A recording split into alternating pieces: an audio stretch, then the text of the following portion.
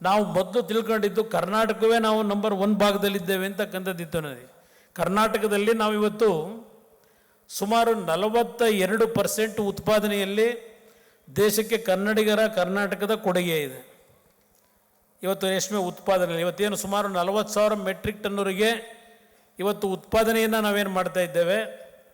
ಇವತ್ತು ಚೈನಾಗೆ ಮೊದಲು ಒಂದು ಕಾಲದಲ್ಲಿ ಚೈನಾ ಅಂತಕ್ಕಂಥ ಒಂದು ಬೆದರಿಕೆ ಏನಿತ್ತು, ಬಹುಶಃ ಮುಂದಿನ ದಿನಗಳಲ್ಲಿ ಚೈನಾದ ಸಿಲ್ಕನ್ನು ಹಿಂದಾಕಿ ನಾವು ಇವತ್ತು ಮೊದಲನೇ ಸ್ಥಾನಕ್ಕೆ, ಇವತ್ತೇನು 2ನೇ ಸ್ಥಾನದಲ್ಲಿದ್ದೇವೆ, ಮೊದಲನೇ ಸ್ಥಾನಕ್ಕೆ ಬರ್ತಕ್ಕಂಥ ನಿಟ್ಟಿನಲ್ಲಿ ಗಿರಿರಾಜ್ ಸಿಂಗ್ ಅವರು ನನ್ನ ಜೊತೆ ಮಾತನಾಡಬೇಕಾದ್ರೆ ಹೇಳ್ತಾ ಇದ್ದರು, ಇಲ್ಲ ನಿಮ್ಮ ಅಧಿಕಾರಿಗಳು ಬರಲಿ ದೆಹಲಿಗೆ, ನಾನು ನೀವು ಇಬ್ಬರು ಕೂತು ಕರ್ನಾಟಕಕ್ಕೆ ಯಾವ್ಯಾವ ರೀತಿಯಲ್ಲಿ ರೈತರಿಗೆ ಇರ್ತಕ್ಕಂಥ ಸಮಸ್ಯೆಗಳಿಗೆ ಏನು ಪರಿಹಾರಗಳು ದೊರಕಬೇಕು, ಯಾವ ರೀತಿ ಕೇಂದ್ರ ಸರ್ಕಾರದ ಯೋಜನೆಗಳ ಒಂದು ಆರ್ಥಿಕ ನೆರವುಗಳು ದೊರಕಬೇಕು, ಅದಕ್ಕೆ ಜೊತೆಯಾಗಿ ಕೆಲಸವನ್ನು ನಿರ್ವಹಣೆ ಮಾಡಲಿಕ್ಕೆ ನಿಮ್ಮ ಅಧಿಕಾರಿಗಳಿಗೆ ಕರ್ನಾಟಕ ರಾಜ್ಯದಿಂದ ಸರಿಯಾದ ರೀತಿಯ ಒಂದು ಪ್ರಪೋಸಲ್ಗಳನ್ನ ತರಲಿ ಅಂತಕ್ಕಂಥ ಮಾತನ್ನು ಗಿರಿರಾಜ್ ಸಿಂಗ್ ಅವರು ಹೇಳಿದ್ದಾರೆ. ಈಗ ನಾನು ನಮ್ಮ ವೆಂಕಟೇಶ್ ಅವರಿಗೆ, ಮಂತ್ರಿಗಳೇನಿದ್ದಾರೆ, ರಾಜಕಾರಣ ಒಂದು ಭಾಗ, ನಾವೆಲ್ಲ ಸ್ನೇಹಿತರಿದ್ದೇವೆ.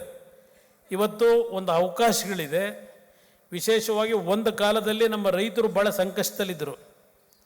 ರೇಷ್ಮೆ ಬೆಳೆಗಾರರು ಹಲವಾರು ರೀತಿಯ ಒಂದು ಸಮಸ್ಯೆಗಳಿಂದ ಬೆಲೆಯ ಕುಸಿತ ಇರ್ಬೋದು, ಸರಿಯಾದ ರೀತಿಯ ಒಂದು ತಳಿಗಳು ದೊರಕದೆ ಯಾವುದೇ ರೀತಿಯ ಒಂದು ಅವರಿಗೆ ಆ ತಿಳುವಳಿಕೆ ಮೂಡಿಸ್ತಾ ಇರತಕ್ಕಂಥ ಒಂದು ಸನ್ನಿವೇಶಗಳಲ್ಲಿ ಸಂಕಷ್ಟಕ್ಕೆ ಒಳಗಾಗಿ ಆತ್ಮಹತ್ಯೆಗಳಿಗೆ ಶರಣಾಗ್ತಾ ಇದ್ದರು. ಆದರೆ ಸದ್ಯ ಈಗ ಒಂದು 2-3 ವರ್ಷಗಳಿಂದ ಬೆಲೆ ಇವತ್ತು ಸ್ವಲ್ಪ ನಿರಂತರವಾಗಿ ಸ್ವಲ್ಪ ಒಂದು ಲೆವೆಲ್ನಲ್ಲಿ ಇರೋದ್ರಿಂದ ನಮ್ಮ ಸಿರಿಕಲ್ಚರ್ನ ಡಿಪಾರ್ಟ್ಮೆಂಟ್ನಲ್ಲಿ ಇವತ್ತು ನಮ್ಮ ರೇಷ್ಮೆಯ ಬೆಳೆಗಾರರು ಸ್ವಲ್ಪ ನೆಮ್ಮದಿಯ ಉಸಿರನ್ನು ಆಡ್ತಾ ಇದ್ದೀರಿ. ಅದಕ್ಕಿನ್ನೂ ಸ್ವಲ್ಪ ಶಕ್ತಿ ತುಂಬಬೇಕು ಅನ್ನೋದು ಇನ್ನೂ ನಮ್ಮ ರೈತರಲ್ಲಿ ಆಸೆ ಇದೆ. ಆ ನಿಟ್ಟಿನಲ್ಲಿ ನಾವು ನಿಮ್ಮ ಜೊತೆಗಿದ್ದೇವೆ. ಇವತ್ತು ನಿಮ್ಮ ಯಾವುದೇ ಸಮಸ್ಯೆಗಳಿರಲಿ, ಕೇಂದ್ರ ಸರ್ಕಾರದಿಂದ ನಾನೇನು ಡೆಲ್ಲಿಗೆ ಹೋಗ್ತೀನಿ ಅಂತಕ್ಕಂಥದ್ದೇನೇ ಇರಲಿಲ್ಲ. ಏನೋ ಒಂದು ಅನಿವಾರ್ಯವಾಗಿ ಪುನಃ ನಾನು, ಯಾಕೆಂದರೆ ನನ್ನ ರಾಜಕೀಯ ಜೀವನದಲ್ಲಿ ಪ್ರತಿಯೊಂದು ಸಂದರ್ಭದಲ್ಲೂ ಆಕಸ್ಮಿಕವಾಗಿ ಕೆಲವು ಸ್ಥಾನಮಾನಗಳನ್ನು ಪಡ್ಕೊಂಡಂಥವನು. ನಾನು ದೆಹಲಿಗೆ ಹೋಗಿ ಮಂತ್ರಿ ಆಗ್ತೀನಿ ಅಂತಕ್ಕಂಥದ್ದು ನನಗೇನು ಕನಸು ಮನಸ್ಸಲ್ಲೂ ನಾನು ಚಿಂತನೆ ಮಾಡಿದವನಲ್ಲ. ಆದರೆ ಜನರ ಆಶೀರ್ವಾದ, ಇವತ್ತೊಂದು ಅವಕಾಶ ನರೇಂದ್ರ ಮೋದಿಯವರು ನನಗೇನೋ ಒಂದು ಗುರುತಿಸಿ ಅವಕಾಶ ಕೊಟ್ಟಿದ್ದಾರೆ.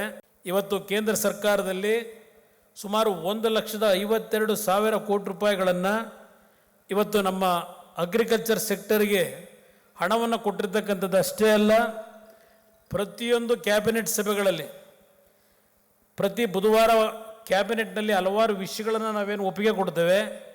ನರೇಂದ್ರ ಮೋದಿಯವರ ನಾಯಕತ್ವದಲ್ಲಿ ಪ್ರತಿ ಕ್ಯಾಬಿನೆಟ್ ಮೀಟಿಂಗ್ನಲ್ಲಿ ಒಂದಲ್ಲ ಒಂದು ರೀತಿಯ ರೈತರ ಒಂದು ಬದುಕನ್ನು ಯಾವ ರೀತಿ ಉತ್ತಮವಾದಂಥ ಒಂದು ಪರಿಸ್ಥಿತಿಗಳಿಗೆ ತರಬೇಕು ಅಂತ ಹೇಳಿ ಹಲವಾರು ರೀತಿಯ ಯೋಜನೆಗಳಿಗೆ ಒಪ್ಪಿಗೆಯನ್ನು ಪ್ರತಿ ಕ್ಯಾಬಿನೆಟ್ನಲ್ಲಿ ಒಂದು ಸಬ್ಜೆಕ್ಟು ಕಡ್ಡಾಯವಾಗಿ ಇರ್ತಕ್ಕಂಥ ಒಂದು ಕೆಲಸ ಇವತ್ತು ನರೇಂದ್ರ ಮೋದಿಯವರ ನಾಯಕತ್ವದಲ್ಲಿ ನಡೀತಾ ಇದೆ.